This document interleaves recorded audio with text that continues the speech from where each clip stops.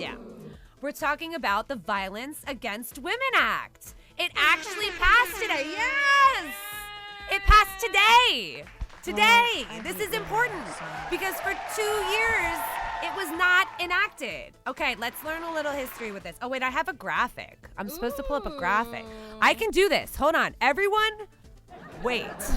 Oh, wait, I got to put the right thing up. That's for later. That's for later. I'm going to get there. Okay. Nice. Good job, Dee. You're welcome. Okay, so the Violence Against Women Act. I'm like reading the headline. That's not what oh God, that's not it's gonna be okay. That's not what I'm going to read to you per se, but yes, it passed today. We're gonna learn a little bit about this. I'm just reading some general facts.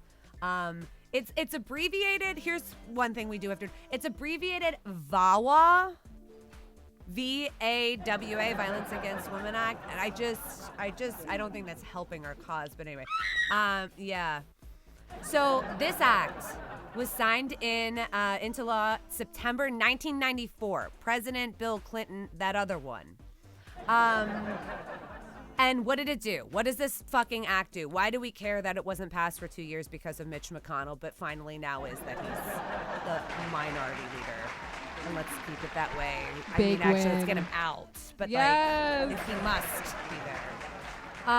So what did the act do? The act provided $1.6 billion toward investigation and prosecution of violent crimes against women.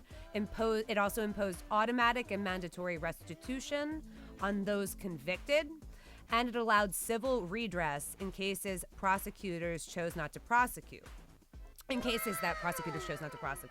Yeah, it also established the Office of Violence Against Women within the Department of Justice. So this was really important when it happened. It seems like super fucking obvious now, and I hope it did then as well, actually. But the point is none of this shit was happening before then in any kind of federal way. And again, this is 1994, so almost 30 years now. 27 years in September. So yeah, now we have the Office on Violence Against Women, very important, and that's within the Department of Justice. And then there's also money put into all this shit. And it allowed people, I think that last law, that last clause I was reading where it imposed automatic and mandatory, where it allowed civil redress in cases prosecutors chose not to. I wonder if that's like a statute of limitations thing, a way to get around. What? Yeah, I wish. Do we have any lawyers out there watching who can address this particular part of the bill? I think that's what they're talking about there. So in other words, if you had an old sexual assault case, I don't know what the normal statutes of limitations are. They're probably by state. I don't know that that's a federal thing.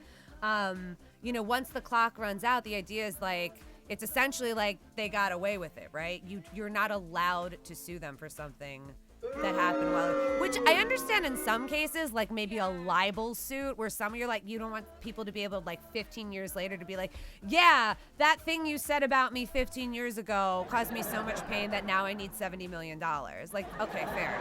But in a rape case where technology and science and data are always morphing, that there was even a statute of limitations on that shit in the first place is already starting to piss me off, and I hadn't thought about that. But establishing the ability for people to have redress, to be able to sue or prosecute or whatever the formula is, their fucking sexual predators, even though the fucking statute of limitations may have run out. I think that's a win. Yes, absolutely. Do you know what? There's also some more fun trivia with this one. Yeah, I know. It's gonna put a mark. It's gonna put a check mark, a plus in someone's camp.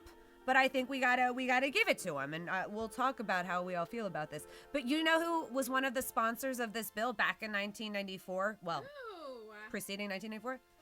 Now President Biden. Wow, good for him. He was a senator of Delaware at the time, obviously.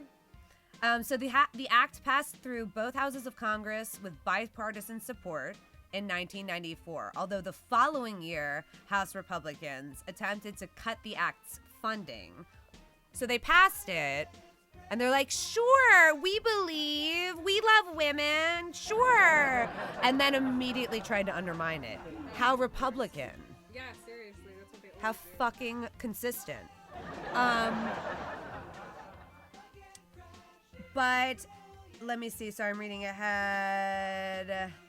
Yeah, a bunch of shit. We get the point. But here's the latest juice on it. So it has to be renewed, I guess, because of funding reasons, every 5 years, something like that. So it was reauthorized by bipartisan majorities in Congress in 2000 and again in December 2005. The Act's 2012 renewal, so I guess it's not a strict time period, but whatever. The Act's 2012 renewal was opposed by conservative Republicans who objected to extending the Act's protections to same-sex couples, and they objected to provisions allowing battered, undocumented immigrants to claim temporary visas.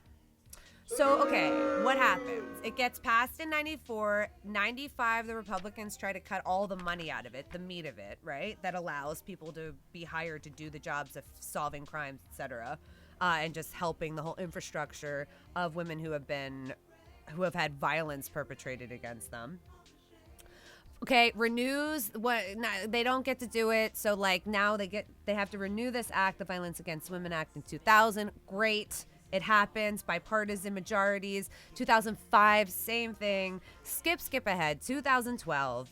And of course, each year that it comes up to renewal, the idea is we're expanding what the law means, what it covers, what it does, what the funding's going to do, right? That's what the idea of passing it again does, or what it means. I don't know. Right?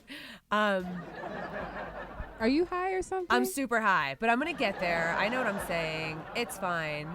Oh yeah. So like when they tried to do it again, when the bill was up again, the act was up again in 2012. They wanted to expand the definition more, of course, because times change very quickly, as we all know. So what was written into the act for its renewal were protections against same-sex couples. When was gay marriage made legal? Can someone Google that? Which year was that?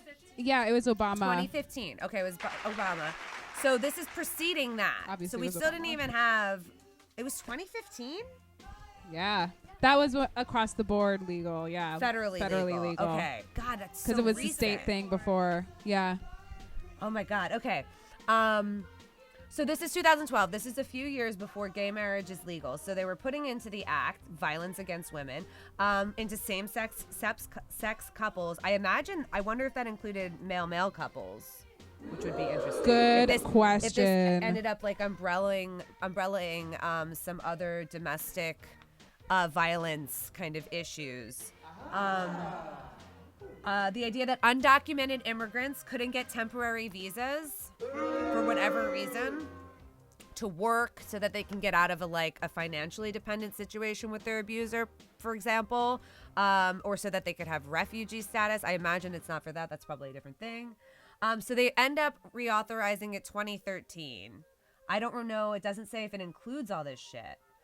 So then it was up again in 2018. But former President Fuckface allowed for the longest government shutdown. Do you guys remember this? This was 2019 over the New Year. I remember that. Yeah.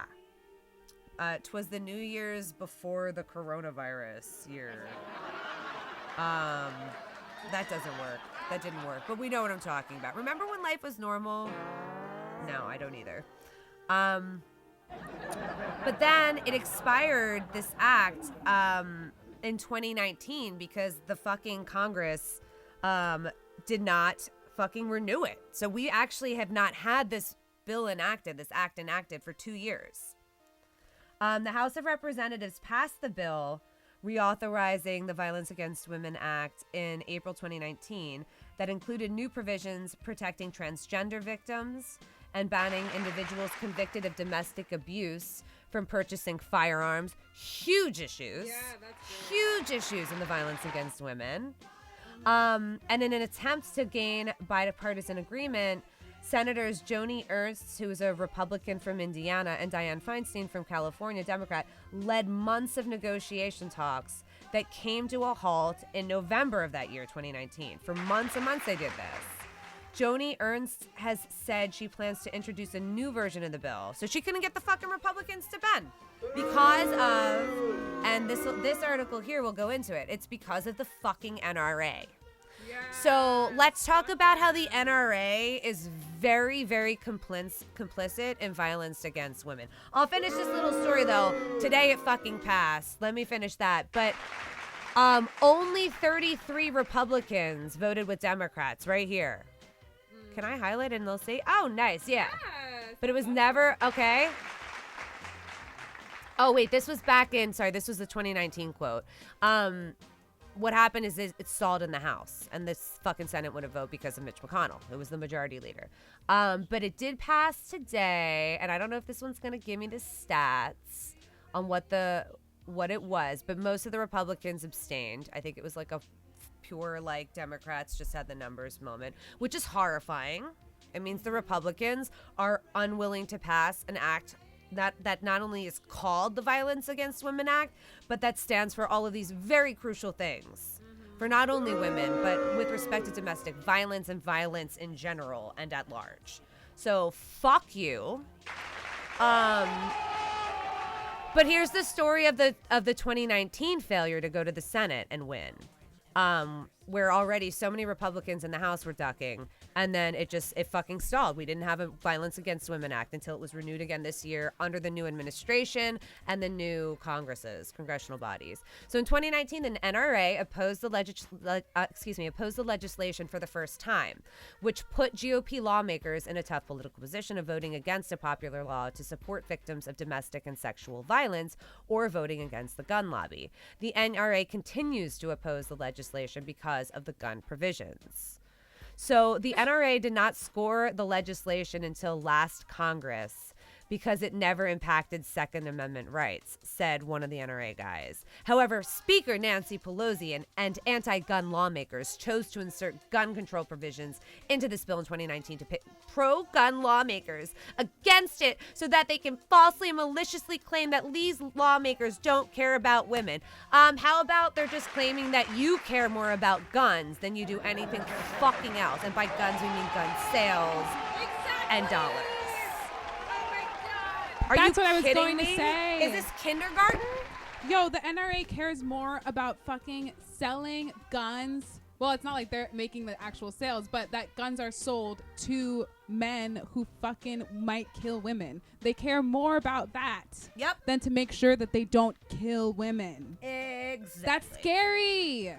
But for whatever reason, again, I think it was just sheer numbers. Those motherfuckers lost today. Yeah. I don't know. I don't have documents that confirm that the gun provisions to which the NRA objected actually made it in. I presume they are. That's been something the Dems haven't budged on in a while.